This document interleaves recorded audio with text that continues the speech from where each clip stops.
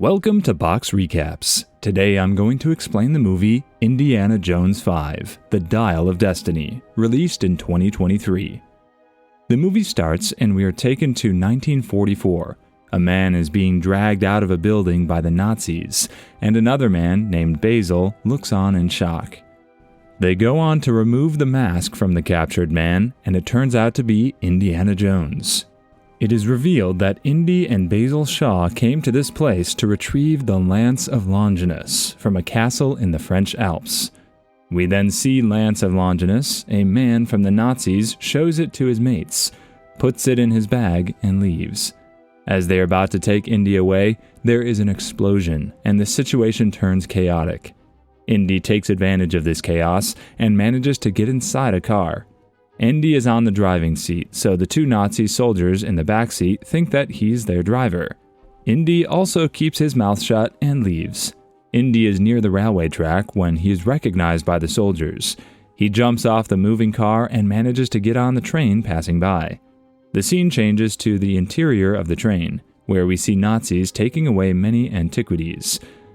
Astrophysicist Jürgen Wöhler informs his superiors the lance is fake. But he has found half of Archimedes' dial, an Antikythera mechanism. This mechanism was built by the ancient Syracusan mathematician Archimedes, which reveals time fissures.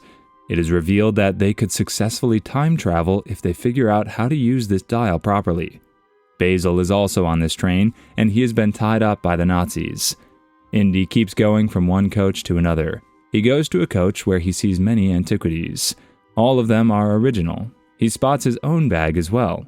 He takes out his hat, which turns out to be a mistake because the Nazis recognize his hat. He also sees Basil tied up to a chair. He right away starts running after untying Basil. They get inside another coach where Wöhler is looking at the dial. Indy goes on to punch Wöhler and takes the dial from him. The train is now going over a bridge. The Nazis want to catch Indy at all costs, so they go on to cause a blast in the train. The train stops, and Indy, along with Basil, right away manage to jump off the train. They jump in a nearby lake. Indy still has the dial with him. He thinks that Nazis themselves derailed the train, but it turned out to be the Allied forces. They go on to take the dial, and the scene changes to the present now. It is 1969. Indy is an old man now.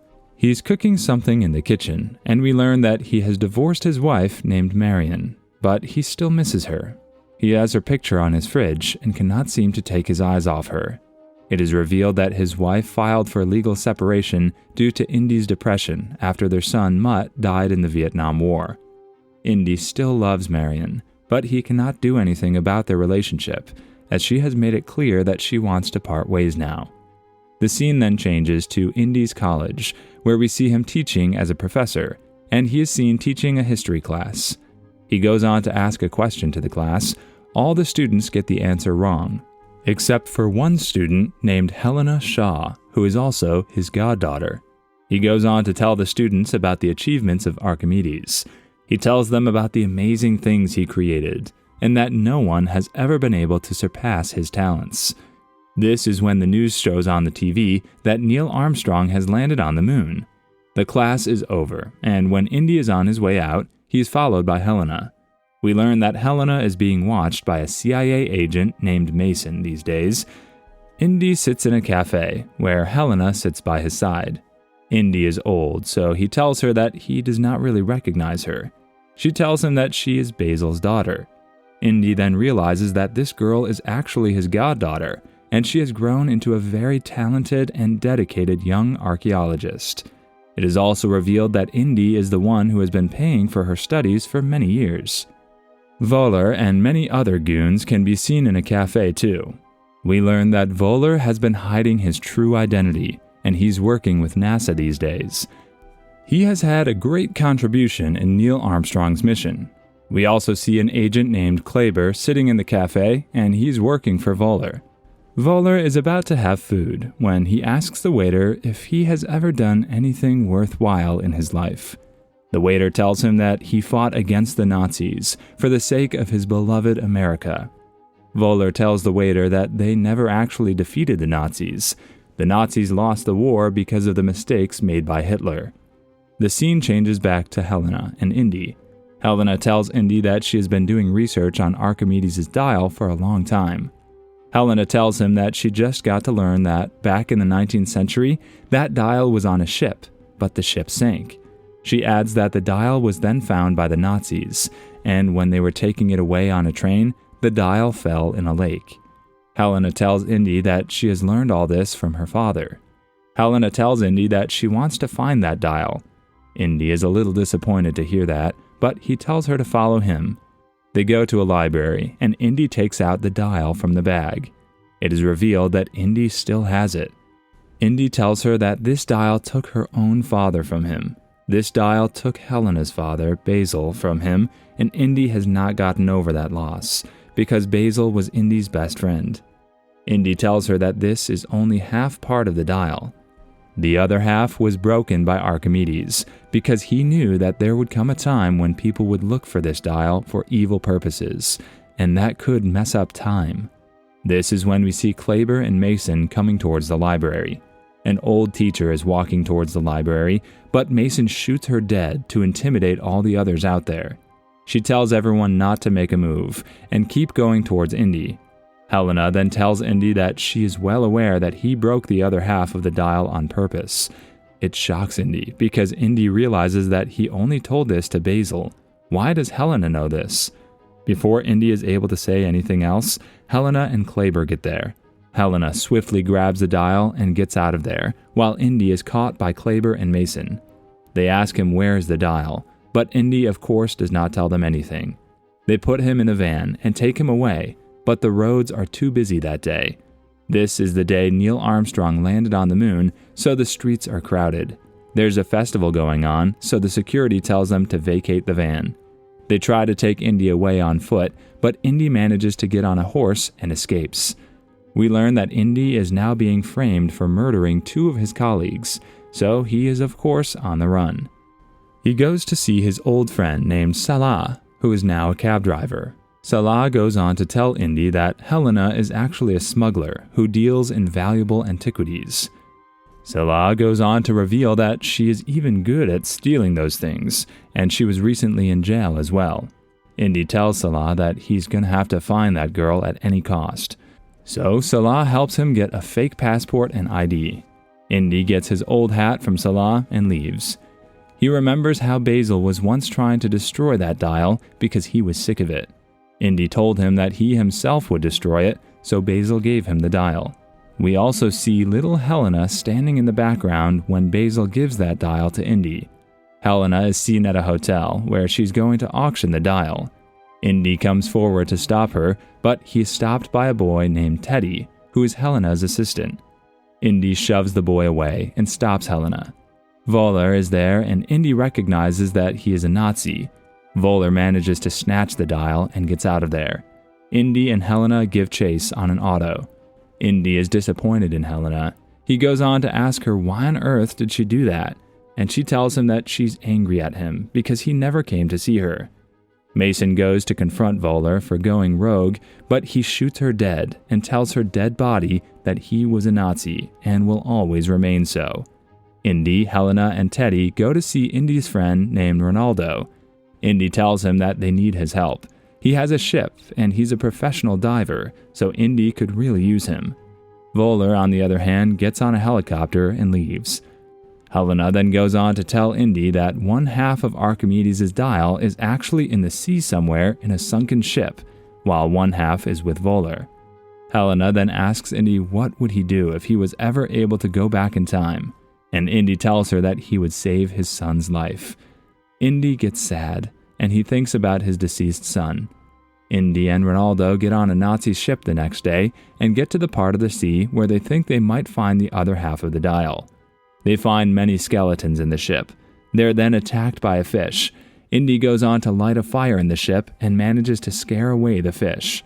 As he looks around in the ship, he finds a box. Indy grabs the box and makes his way back to his ship. In the meantime, Voller and his men have already gotten on that ship, so when Indy comes up with the box, they snatch it away from him. The only thing they're able to find in that box is a piece of stone. There's something written in that stone, but no one is able to decode it. Voller knows that Helena is good at decoding the ancient languages, so he makes her do it at gunpoint. She realizes that the other piece of the dial is actually buried in Archimedes' grave. She then manages to cause an explosion, which buys them enough time to get out of there. Indy then goes on to set the little stone on fire. They get more information. They learn that they're gonna have to go to Sicily, where the other half of the dial has been kept in the great man's grave. When they get there, Teddy gets kidnapped.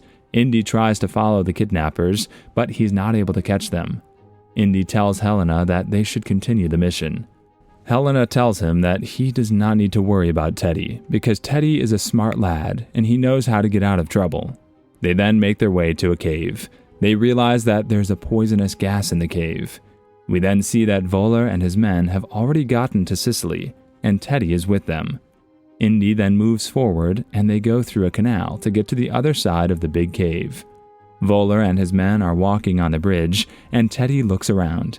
He goes on to push Kleber in the water and gets out of there. Indy and Helena finally make it to Archimedes' grave. Indy and Helena go on to move the big stone of the grave. They now have Archimedes' skeleton in front of them. The other part of the dial is also there. They also find a 20th century wristwatch on Archimedes' skeletal arm. Helena is shocked when she sees a modern plane drawn there. Helena then realizes that Archimedes used to time travel. He has a watch that has not been invented even in the 1960s. She realizes that her father was right when he said Archimedes was messing with time. Helena is now sure that Archimedes knew how to travel back or further in time. Helena tells Indy that all of this has been true all along. Many people thought these were just myths, but now it has been proved. This is when Voller shows up. He points a gun at them and tells them that Archimedes was never wrong. Voller then goes on to take the dial piece from them. He now has both pieces, and he even takes off the watch on the skeleton arm. He then goes on to put the pieces together. He connects the watch to the dial, and it starts spinning. When all seems lost, Teddy shows up and goes on to cause enough distraction for Helena and Indy to start shooting. A shootout erupts between the two parties, and Indy is hit. Voller and his men take Indy away with them, while Helena and Teddy manage to hide. They then go on to chase Voller and Indy. Voller tells Indy that he's been looking for this dial all his life, and he finally has it. He adds that he's going to travel back in time, and the first thing he's going to do is kill Hitler, because he did not like his policies at all. He adds that he himself is going to lead the Nazis. Voller tells Indy that he's going to make sure Germany comes out victorious in the war. At an airfield, Voller activates the dial and locates a time fisher in the sky. Indy is held captive on Voller's stolen plane, while Helena stows away through its landing gear. Teddy follows them in another plane. While approaching the fissure, Indy realizes that continental drift could have altered the timeline coordinates. Rather than 1939, the group arrived at the siege of Syracuse in 212 BC. The warring armies shoot down Voller's plane, believing it is a dragon. Indy and Helena parachute out just before the plane crashes, killing everyone aboard, while Teddy lands safely. Archimedes finds Voller's body and wristwatch in the wreckage. He gives Indy the dial, but keeps the watch. Indy and Helena learn that Archimedes created the dial to bring users from the future through fissures that lead only to 212 BC. As the fissure begins to collapse, Indy wants to remain behind, feeling he has nothing to return to. Helena, fearing a time paradox, knocks Indy out. A recovering Indy awakens in his modern-day apartment. Helena, Teddy, Salah, and Marion are there as well. Marion and Indy reunite, and the movie comes to an end.